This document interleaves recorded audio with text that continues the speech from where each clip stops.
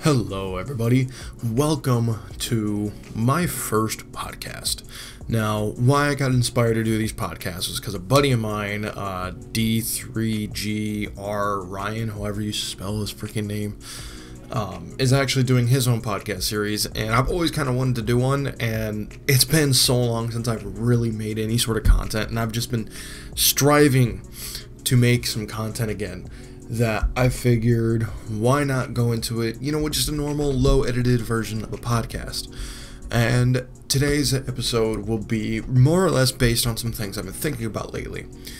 So, I kind of want to go into more of the political aspect. So I was thinking, kind of like wanted to do a video essay, but at the same time, I don't know how much time I could dedicate to the editing, so I don't think the video would ever get done. So here I am doing this podcast. I want to talk about how it doesn't take much to become the US president. Now, I will go into some different subsections of this in my mind, and what I would do to even win the next election if I was able to run. So, I've been also thinking a lot lately how did we get Trump as a president? Now, as you guys know, through previous videos on my channel, or depending on which channel this goes up on, maybe not, but prior to this year, I was a pretty avid Trump supporter. Not like super extreme leftist or rightist, whichever one it is. See, I don't even know which one's which. I just liked the fact that he brought some more jobs back into the economy and just made it a more promising future for myself. I didn't like the things he said. I never have liked the things he said. I just liked the things he was doing. I do think he's kind of a racist. He's pretty sexist. But there's just other things I need to focus on, like my own job security. But that also being said, we all have to wonder, as much hate as there is for him, it seems like there's a good majority of the population that hates him in America. How did he become US president? Well, this could be answered by a couple different things. Truly, he has presented a firm solution that the American population liked. That is highly unlikely, as the promises during his campaign was nothing but a wall. But as Mr. Trump is a businessman, I believe that he took the approach to get his presidency as a business approach. Like, he treated the U.S. as if he was a possible investor. This was genius, because what is one of the hardest things companies have to do? If you don't know, the hardest thing for a company to do is to make money. What's the easiest way for them to make money? Not sales. Obviously that's good long-term money, but like straight away money, not sales, not customer reviews, investors. And so what's the hardest thing to get people to invest is your sales pitch. Now, obviously, we all know, you may not like Trump, you may not like anything. Of course, he filed for bankruptcy at one point, but that's part of business. You cannot deny how successful of a businessman he is. He doesn't ride in Air Force One. He rides in his own plane. I think Air Force One is available to him, but he rides in his own plane that he bought.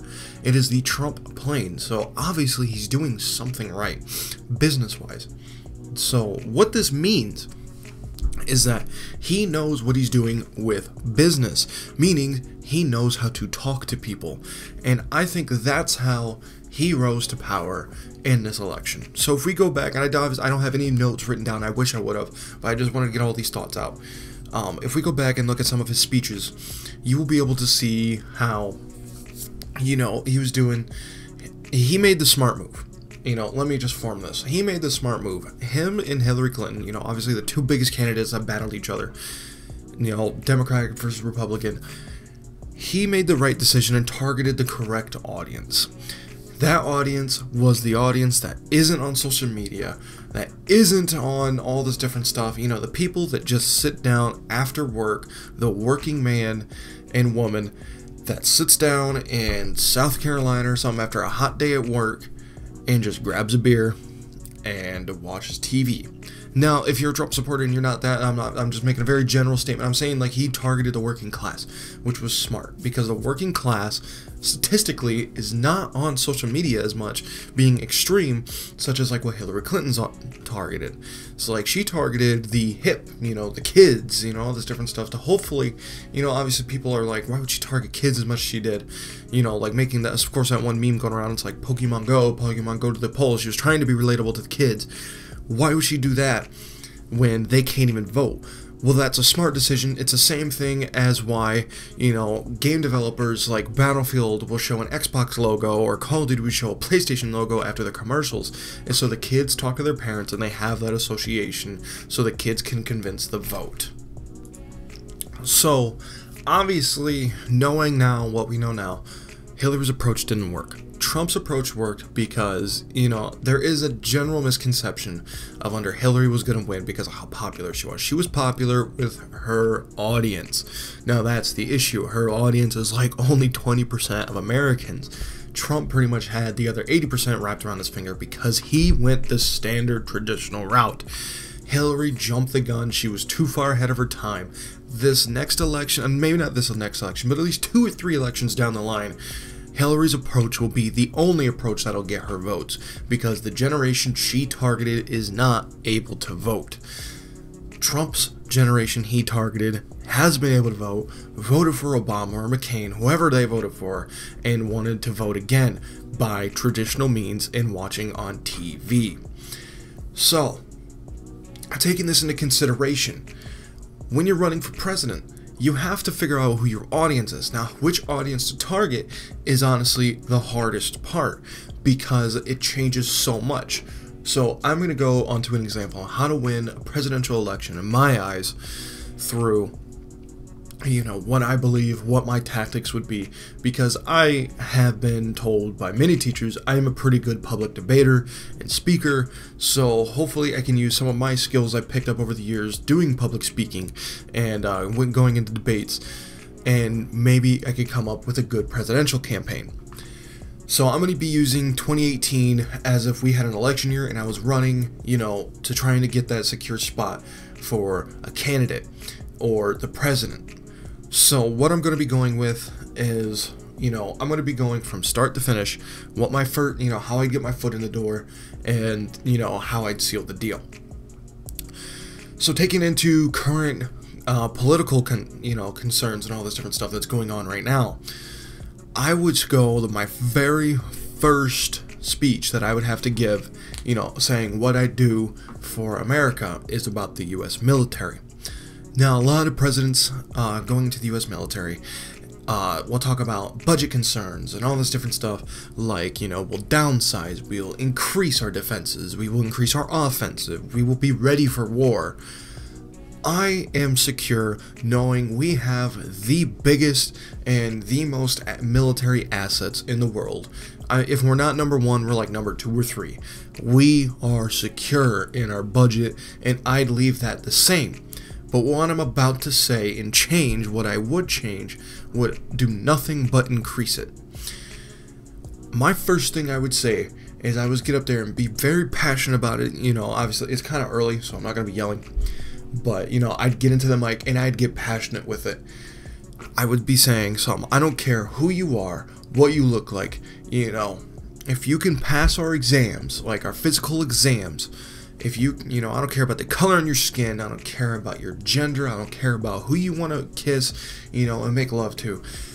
I don't care about any of that. If you can pass our physical exams like anybody else, you can become a soldier like any other soldier because you're the one that's brave enough to be able to enlist. Just by that little thing right there, especially going on with all the controversial spots about transgender in the U.S. military, I would get a huge following. Now, why am I targeting this audience now when Hillary targeted that audience in 2016? That failed for her because 2016, most of the people that she targeted were 2 years away from being able to vote, and the most ambitious people, the most supportive people you saw in the media were teenagers. So I'm targeting them to hopefully hit the 18 to 25 year range and get some votes. So just by that little thing, that puts my foot in the door. That doesn't secure me anything. Doesn't secure me anything except for maybe a peace in their mind. So that's the first step. Now I'd have to take in consideration, obviously I'd have to go through, the results. How did my support go after that speech?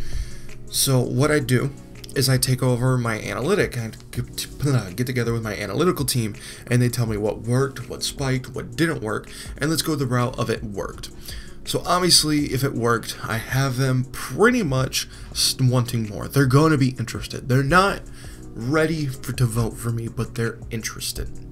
So this is where it takes some pure skill to be able to convince their mind that I'm the correct candidate. This is where tactics change from a more offensive, I go from, I want to say offensive to defensive, but it's both offensive. It's just a different way of going about it. Obviously, that first speech is a very offensive play, because saying that those kind of radical supports, because obviously with other candidates, let's say they did just talk about budget concerns, that's an obvious diss on them, saying, I don't care about that, I care about this, I care about these issues. I don't think we should care about that stuff. So obviously that's a more obvious offensive play. But now we're going to have to go for a more subtle offensive play. This is where I feel the 2016 election failed, and kind of like meme culture influenced the vote quite a bit by putting Hillary and Trump in the chairs, because they enjoyed the constant berating and barrage. I believe if you can keep a professional attitude about anything, and you don't ever directly talk smack about anyone to their face, like saying Trump is big hand so he has a small dick or something like that, whatever it was, small hand, small dick, that was stupid. That was the dumbest decision, and I think that was like Jeb Bush or something. Anyway, someone that's not in the election anymore, that was knocked out on a pretty early stage. Obviously, it didn't work because that was too abrasive. It turned in from a professional, outlook on the next president to America to what, this is like a playground fight. This is like two 13-year-olds battling each other in Rust on MW2. So we need to take a more professional outlook, meaning no matter what, I have a smile on my face and I will just agree with my opponents to a certain degree. I do believe that if you cannot argue for the other side, you can not have a valid enough argument. You do not believe in your stance enough. So I will take that tactic. Let's go back. Let's say I'm going against Donald Trump. He's going to be talking about his wall. I don't believe we need the wall. I don't believe we need any of that. I believe, I don't believe we should open up our borders because we do have stipulations. We should have immigration control. But I believe that we shouldn't have this big wall. I think we should maybe just double down on some, wall enforcement. Not wall enforcement, but border control.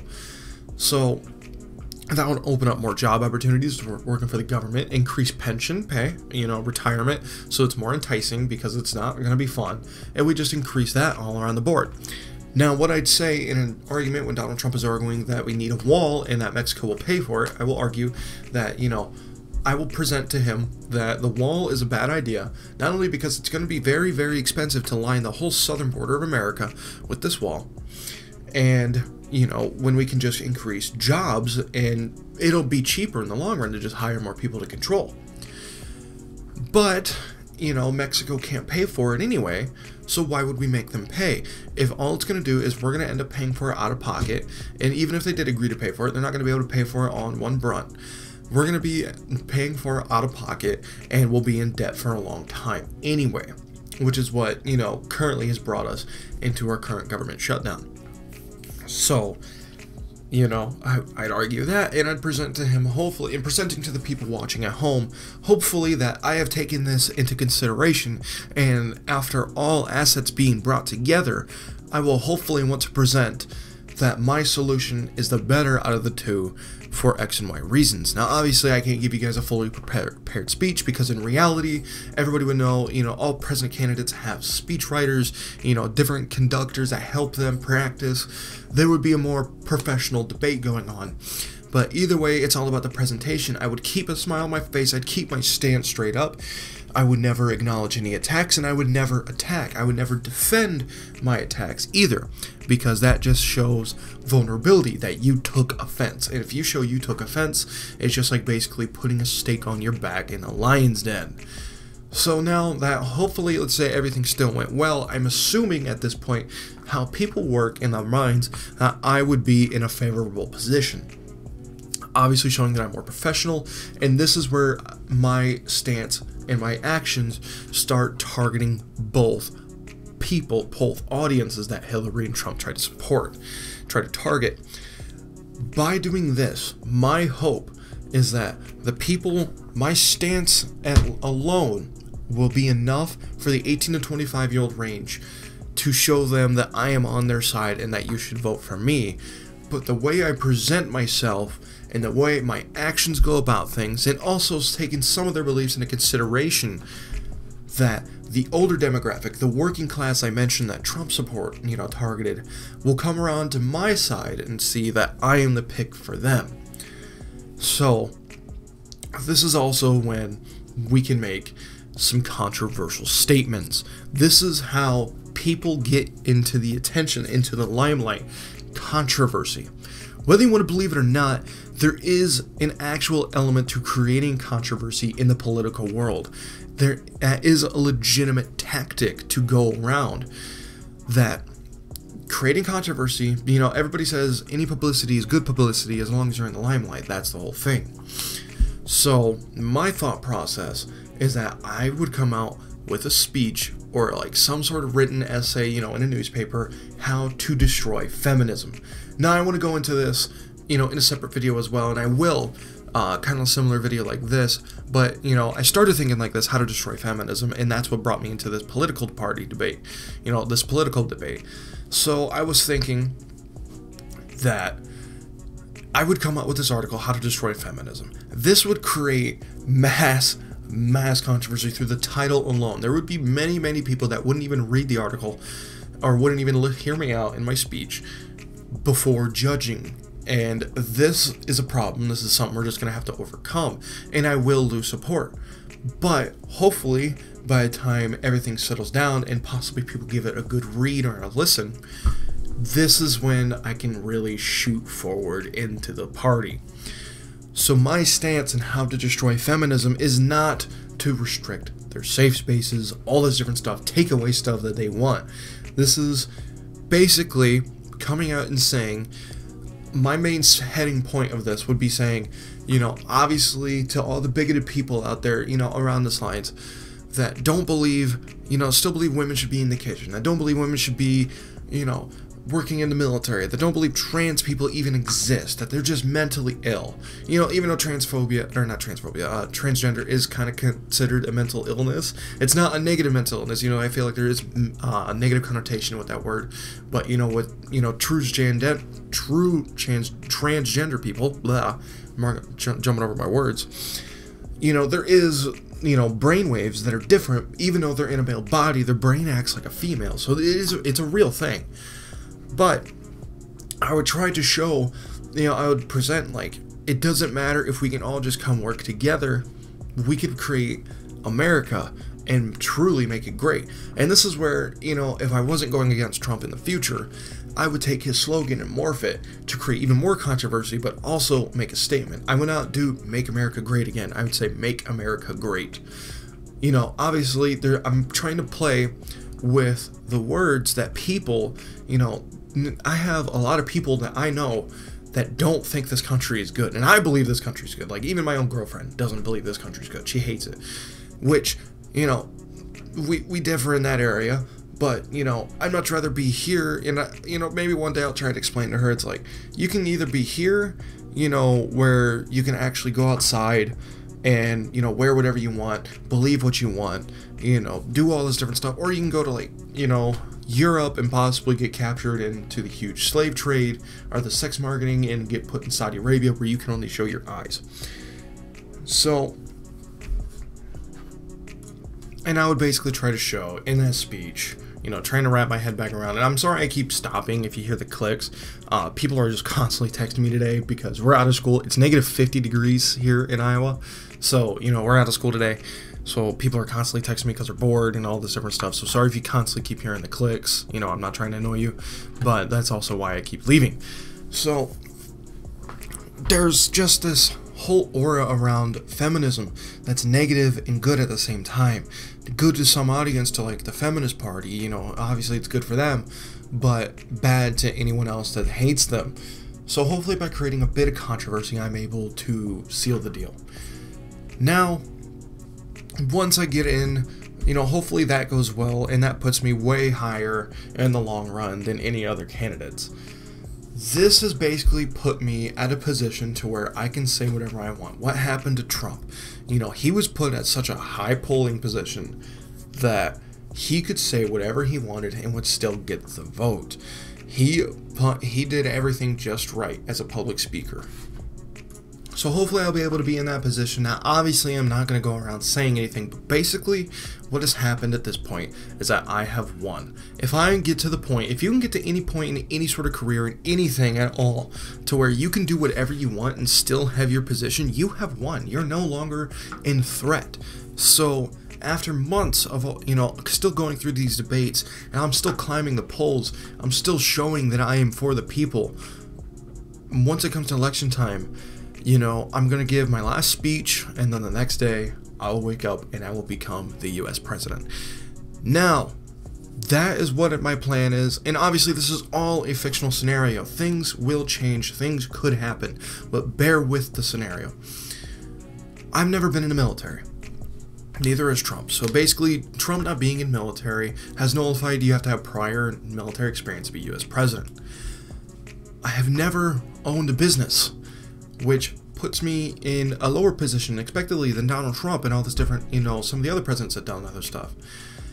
I have never, you know, I don't even have my high school diploma yet. So, I did all this just through my knowledge of speech and how the human mind works.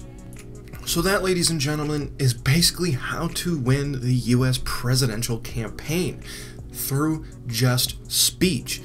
Having everything, if you can speak, you know, if you can give a good speech, if you can do any of this stuff that I just said with your words, you have one of the highest chances of winning, and everything else is just gravy. If you have prior military experience, if you have business experience, if you're smart with numbers, if you're good with all this different stuff, you will win. Now, hopefully that I've showed you this. We can never have another Trump. I like Trump, as I said. I don't think he's doing a horrible job. But we definitely had more qualified candidates. I'm not saying Hillary, but we definitely could have had a better candidate come into office that would have benefited us a lot better. So, what this is saying is hopefully kind of showing you guys how easy it is, and maybe can open your guys' eyes to future presidencies. You know, what it's going to be like to, you know, be able... I'm sorry, I'm getting jumbled on my words here. But anyway, guys, you know, that's just kind of my thoughts. That's what my brain's been running through. I just had to get this out there. And I'm sorry this was so very poorly put together. I didn't put together an outline. I should have. All this different stuff. But if you would like to see more, and if you made it all this way, let me know in the comment section down below. I know I haven't posted a whole lot, and the first thing I post is going to be this. I know it really wasn't a podcast, but it was just an elongated commentary. But it's been so long since I've done YouTube, and also that explains why I'm constantly jumbling over my words. It's just been so long since I've sat here in front of a microphone and just talked to you guys. So, I'm just... have a good one, guys.